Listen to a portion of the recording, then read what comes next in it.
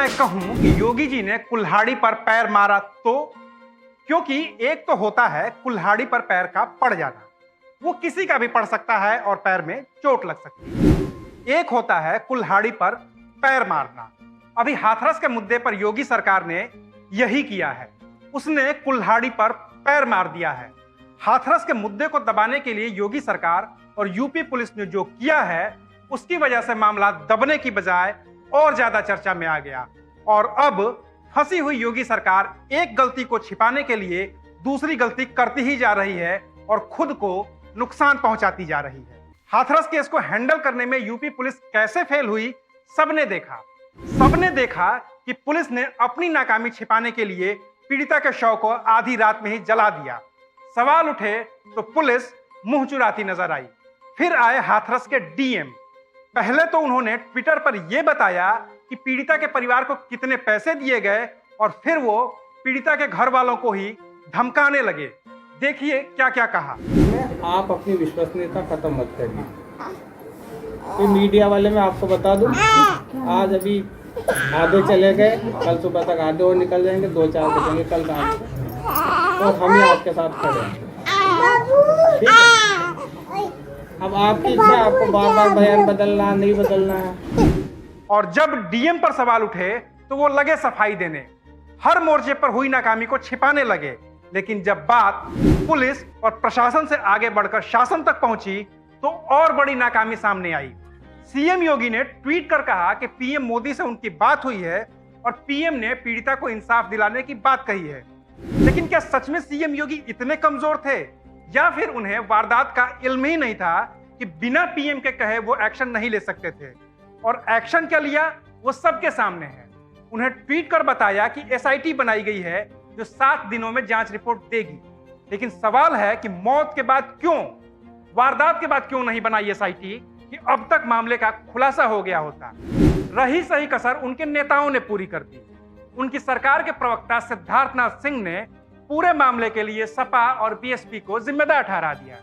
देखिए, कानून व्यवस्था और विशेष रूप से महिलाओं के प्रति उत्तर प्रदेश में जब से योगी जी की सरकार आई है बहुत बेहतर हुआ है और इसके आंकड़े हैं और ये आंकड़े साफ करते हैं। 2016 की तुलना में 2020 में जो बलात्कार है वो 38% गिरा है उत्तर प्रदेश में। और ये हमारे नहीं है, ये नेशनल क्राइम ब्यूरो के आंकड़े हैं। और अपराध जो महिलाओं के ऊपर होता है वो 36% गिरा है। तो इन चीज़ों को भी सामने रख के तुलना करनी चाहिए। उत्तर प्रदेश में कानून का राज चलेगा, जो भी कानून अपने हाथ में लेगा और कोई भी, तो उसके साथ सख्त से सख्त कार्रवाई होगी। न जाति देखी जाएगी, न धर्म देखा जाएगा।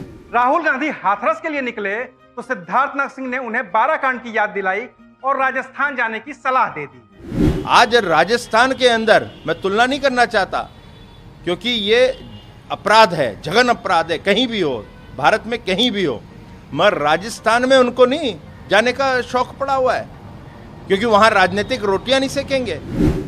और इसके बाद सरकार ने जो गलतियां शुरू की वो अब भी जारी हैं। राहुल गांधी, प्रियंका गांधी वाड्रा और यूपी कांग्रेस अध्यक्ष अजय सिंह लल्लू के साथ हाथरस के लिए निकले तो उनको नोएडा में ही रोक दिया गया। उनके साथ धक्का मुक्की की गई। राहुल गांधी को जमीन पर पटक दिया गया। राहुल और प्रियंका को हिरासत में ले लिया गया। क्या सिर्फ पुलिस यह फैसला कर सकती थी?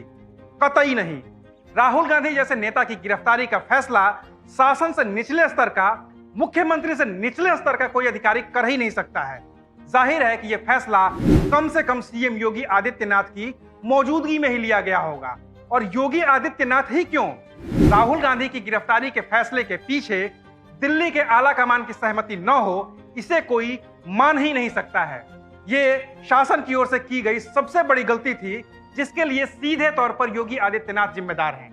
अभी ये बात खत्म भी नहीं हुई कि टीएमसी के सांसद डेरेक ओब्रायन के साथ भी यूपी पुलिस ने राहुल गांधी वाला कांड दोहरा दिया। डेरेक ओब्रायन के साथ भी धक्का मुक्की हुई, उन्हें गिरा दिया गया।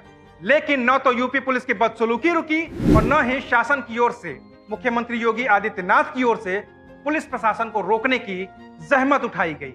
नतीजा यह हुआ, जब मीडिया कर्मी हाथरस में पीड़िता के गांव जाने की कोशिश कर रहे थे तो उनके साथ भी बदसलूकी की गई। एबीपी न्यूज की टीम से यूपी पुलिस के अधिकारियों ने बदतमीजी की और अब भी पुलिस का वही रवैया जारी है। इस बीच पूरे मसले पर सीएम योगी आदित्यनाथ ने चुप्पी साध रखी है। हर बार ट्वीट करने वाले सीएम योगी आदित्यनाथ का ट्विटर खामोश है।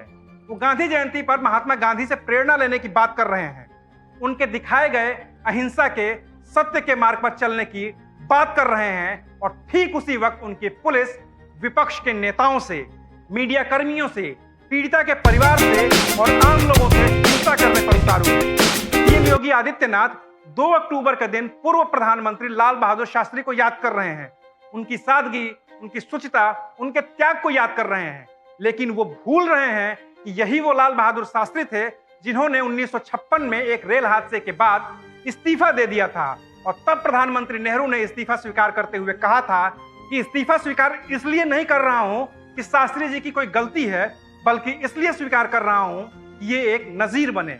लेकिन सीएम योगी कौन सी नजीर पेश कर रहे हैं? उनकी पुलिस गांधी जयंती के दिन नेताओं के साथ धक्का मुक्की करती है, मीडिया के साथ बदसलूकी करती है, पीड़िता के भाई को उसके घर जाने से रोकती है और सीएम योगी आदित्यनाथ लखनऊ में मुख्यमंत्री आवास में बैठकर सब कुछ देखते हुए भी मौन हैं, जबकि ये दिन उस महात्मा गांधी का है जिन्होंने 3 बंदरों के जरिए दुनिया को संदेश दिया था कि बुरा मत देखो, बुरा मत सुनो, बुरा मत बोलो।